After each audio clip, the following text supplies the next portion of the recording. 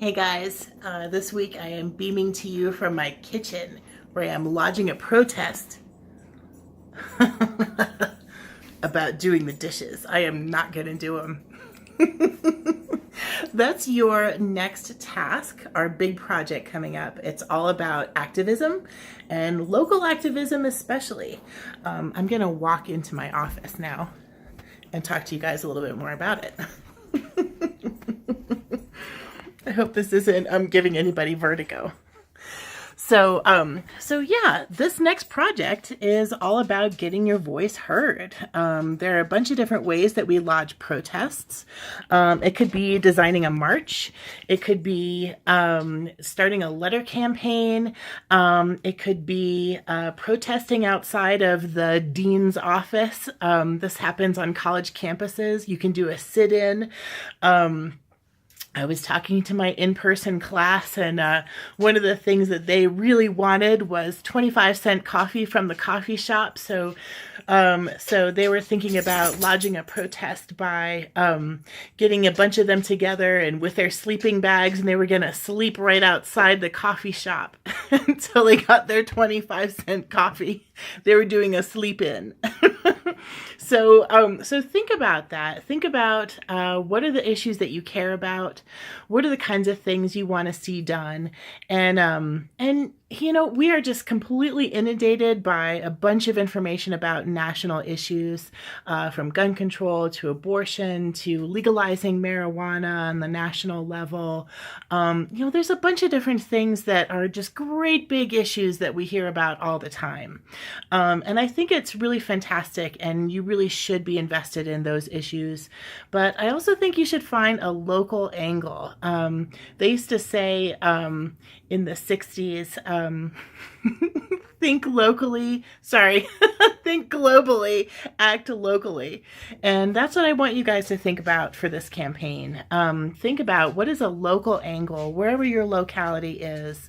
And it could be something that's household specific, like my little protest that I'm lodging right now about doing dishes. You guys could totally do something like that too.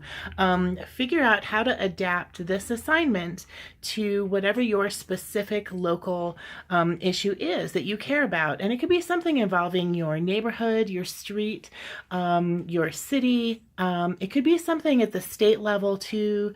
But try to think about, like, what are some specific people? Who are some specific people that you could write a letter to? What's a protest sign? Like, what makes a good protest sign?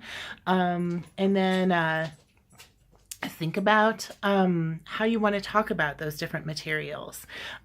So these are the things that you'll be doing in this unit, or what you'll be submitting for your final project.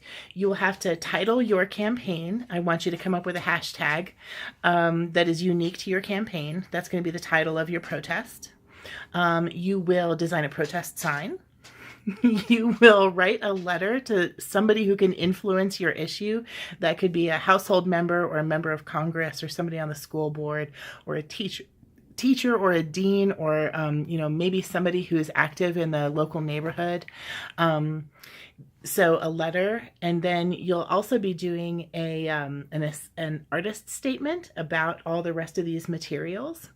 And you'll be doing a map of a location where you could actually design a rally or a march or a protest of some kind.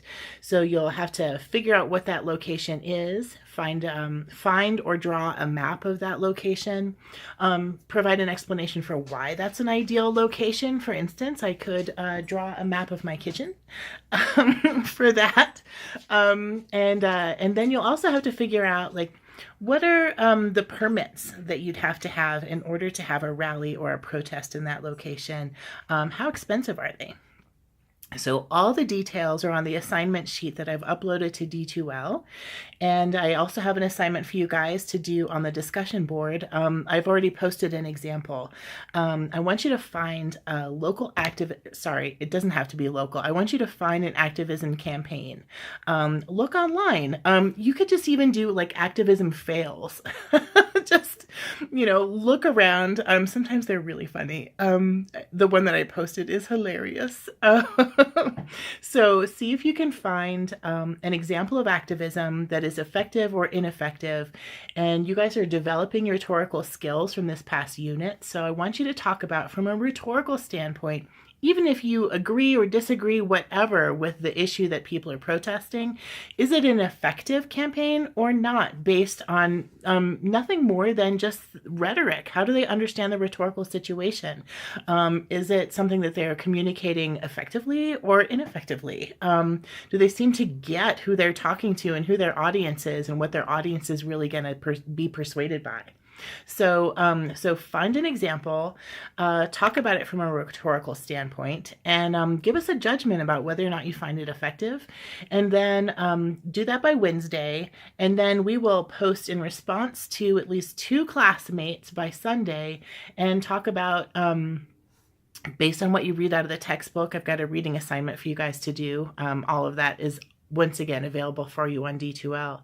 But based on, now that you become a little bit more sophisticated understanding of sophisticated thinkers about activism, what really makes an effective campaign and not. And so then by Sunday, you will respond to 2 classmates, and we're going to kind of dig into this question about what makes a good, effective activist campaign, whether it's a tiny little thing you're protesting in your kitchen, or it's a great big concept that people are protesting, like climate change. Oh my gosh, like there's so many ways you could approach that as a problem.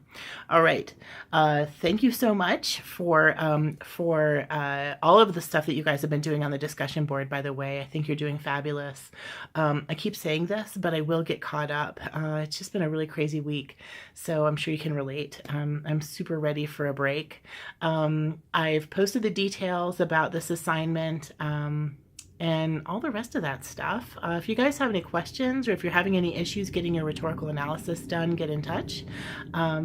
Otherwise, I will look forward to looking at your activism examples. And I'm super excited for this unit because it's just a breakaway from some more of the traditional academic writing we've been talking about. It's kind of a new and fresh thing. So I'm hoping that'll help give you guys some energy. I know it's like midway through the semester, but we're getting there, and spring break's coming up soon. Cool. So yeah, I will look for these. I can't wait to see what you guys come up with. And yeah, get in touch if you've got questions. As always, have a great week.